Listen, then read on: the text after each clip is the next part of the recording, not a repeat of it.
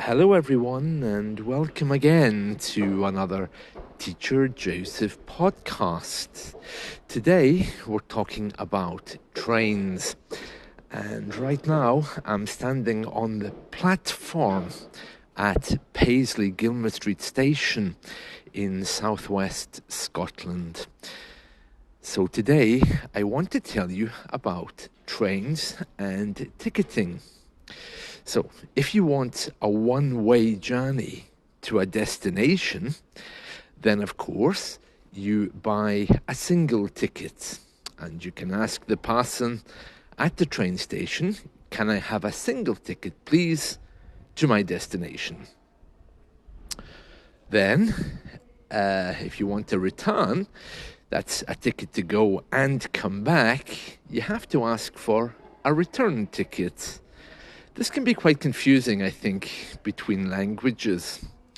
A few things to note about our train services. The first thing that you need to know is that they're not always reliable and they're often on strike. So you may have difficulty.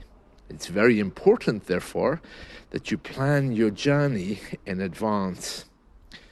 You also need to know that if the trains are late, any more than, say, half an hour, and you're sitting on one, you are entitled to a refund.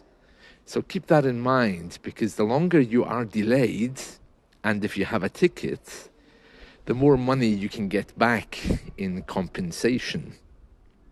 So if you're waiting for the train and it doesn't come, or you're very late arriving at your destination, or you're stuck on a train, then remember, you can claim compensation for that.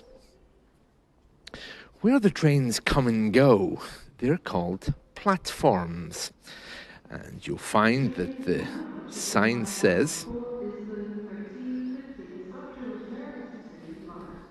I'm not sure if you can hear that in the background there, but basically where they come in and out is called a platform. And this woman just announced that there's one coming in to platform 4. I'm just going to get on this train and then we're going to continue talking. So where the trains come in and out, that's generally referred to as a platform, where you get on the train, okay? Each part of the train is called a carriage. So there's the front carriage, there's the back carriage, the middle carriage. And if you're actually travelling in the south, in London, you might find first class as well.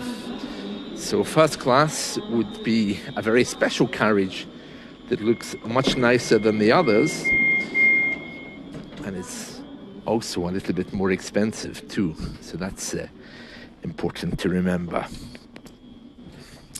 So I just got on the train and the woman told me that it's 3 carriages long. Now that's very important, the length of the train, because very long trains don't always fit on the platforms. So you sometimes have to be told to move forward or backward so that the train will fit onto the platform where you're getting off. Another thing you need to know about trains here in the UK is in different parts of the country, like in Scotland or Wales, you will see signs in English as well as indigenous languages such as Gaelic. So here the sign says Paisley Gilmer Street Station, but it's also written in Scottish Gaelic. Scottish Gaelic for Paisley is Faslic. So you'll see this all over the country, double signing in 2 languages. What else can I tell you about trains? Well, alcohol is permitted on the train, so you need to be a little bit careful at what time you're traveling, although they do have days where alcohol is not allowed. But generally speaking, I think it's after 9 or 10 o'clock at night, you're not allowed to carry alcohol on the train. But during the day you are.